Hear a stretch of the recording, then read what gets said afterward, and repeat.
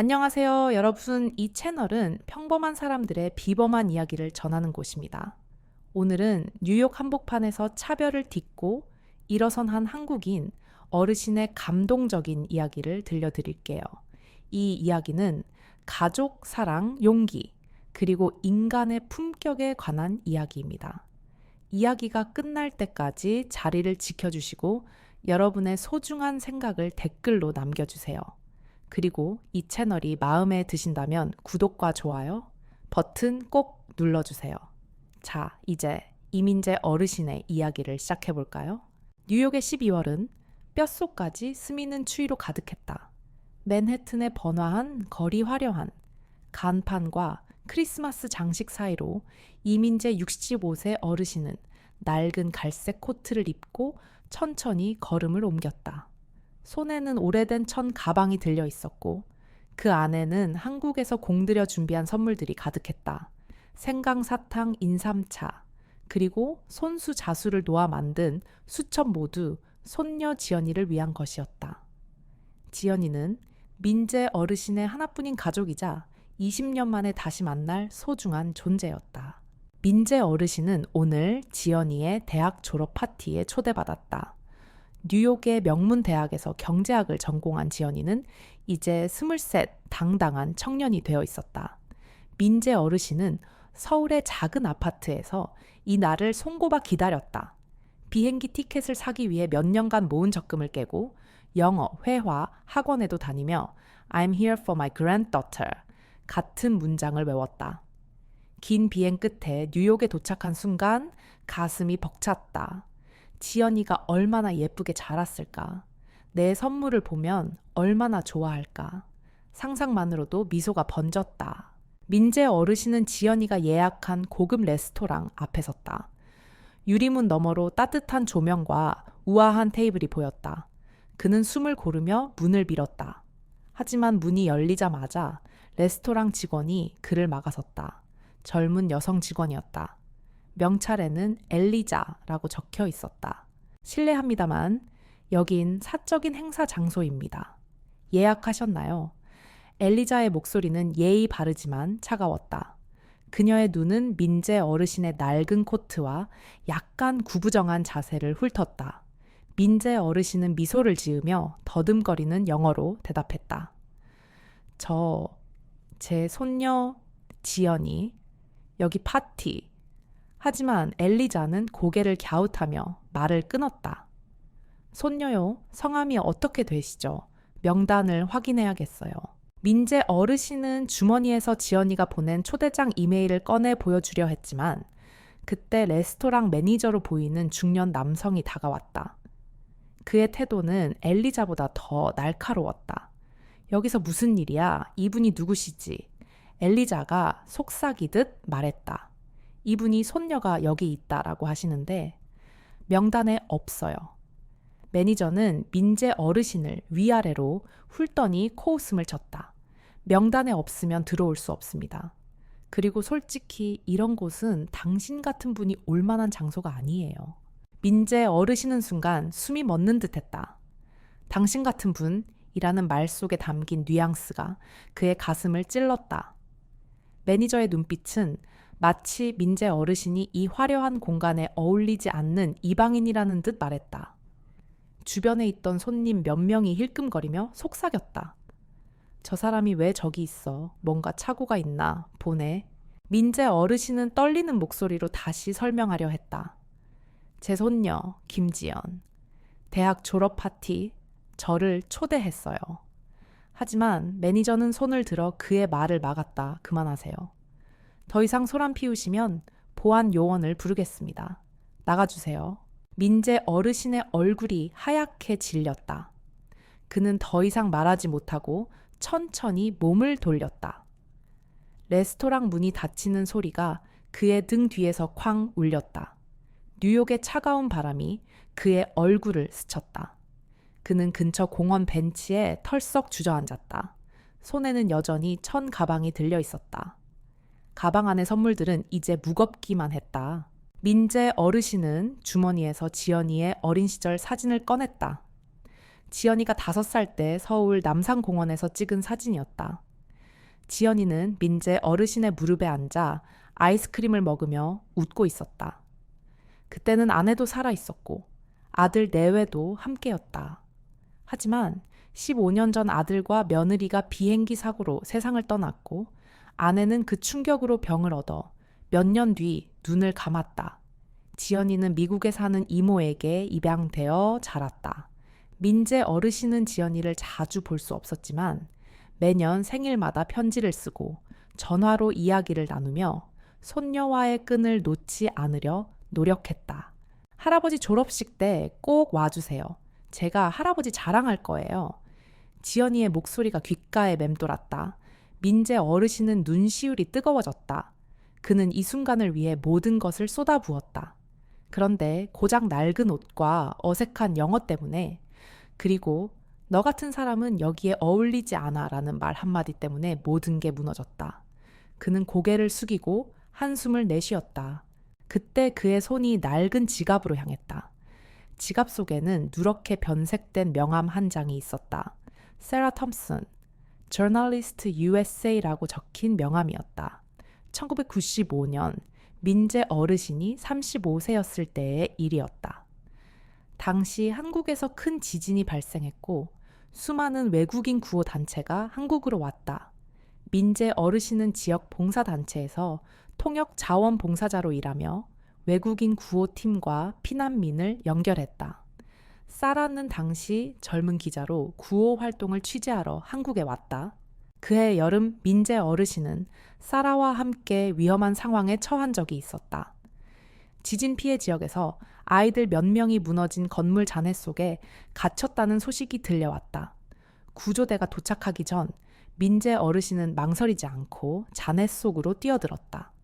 그는 5명의 아이들을 구해냈고 그중 한 명은 사라가 돌보던 미국인 구호 단체의 자원봉사자의 조카였다. 사라는 눈물을 흘리며 민재 어르신의 손을 잡았다. 민재 당신은 영웅이에요. 언제든 도움이 필요하면 꼭 연락해요. 그녀는 명함을 건네며 그렇게 말했다. 민재 어르신은 명함을 만지작거리며 망설였다. 30년이나 지난 번호가 아직 통할까? 사라가 나를 기억이나 할까 하지만 그는 더 이상 잃을 게 없었다.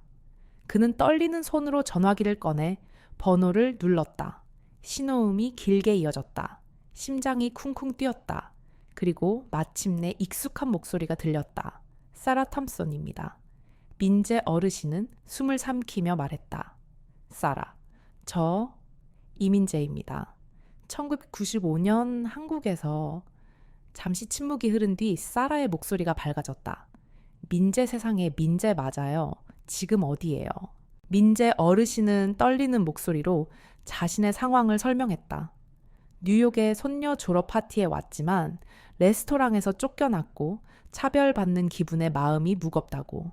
사라는 단호하게 말했다. 민재 거기 꼼짝 말고 있어요. 내가 지금 갈게요. 그리고 몇 명 친구도 데려갈게요.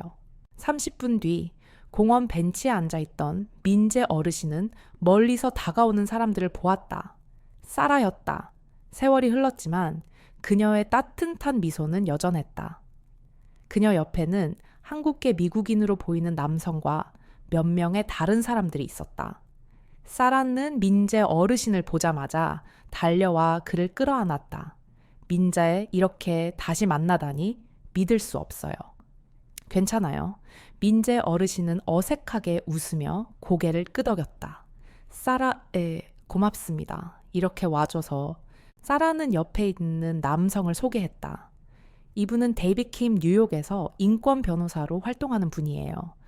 그리고 이쪽은 제 동료들 뉴욕 타임스 기자들이에요. 민재 어르신은 당황했다. 기자요. 왜? 사라는 미소를 지으며 말했다.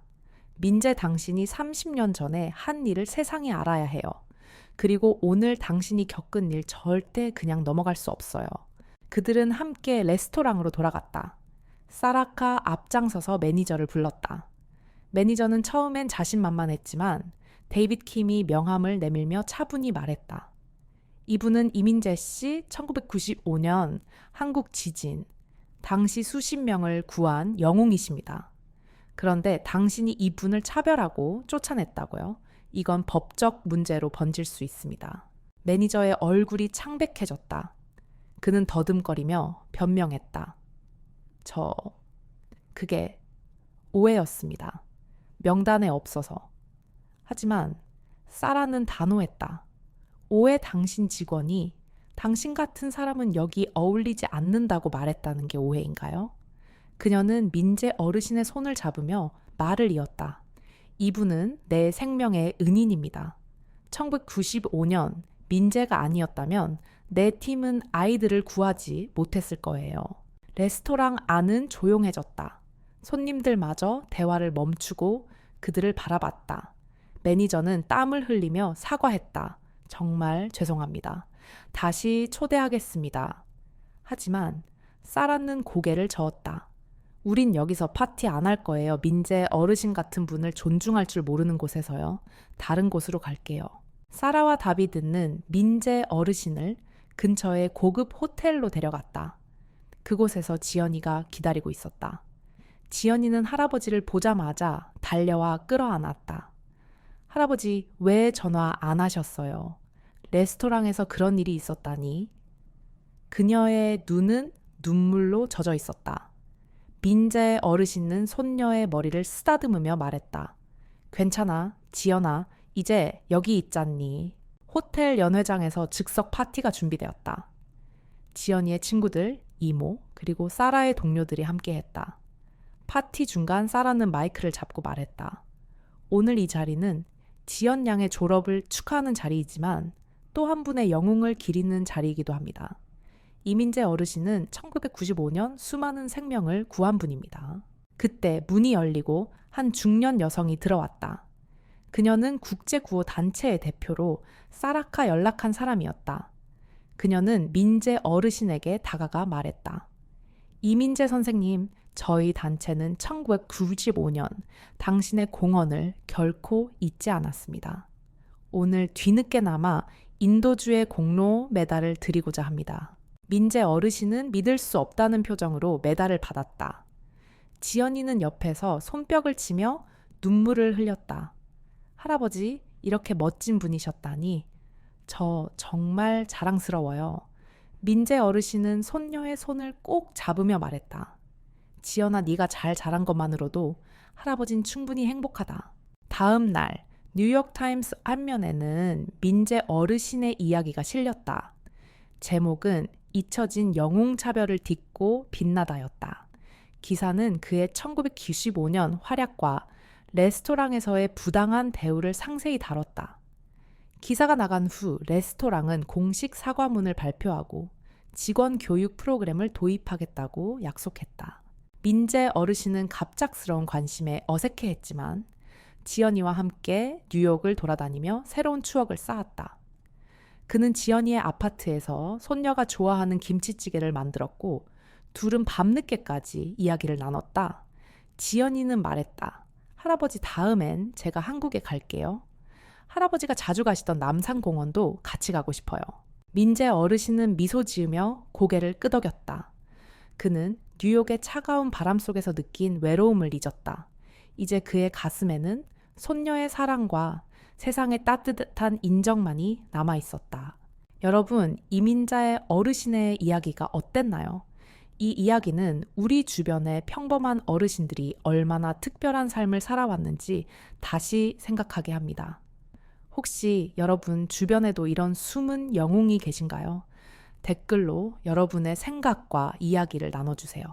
그리고 이런 감동적인 이야기를 더 듣고 싶다면 구독 버튼과 좋아요 버튼 꼭 눌러주세요. 다음 영상에서 또 만나요.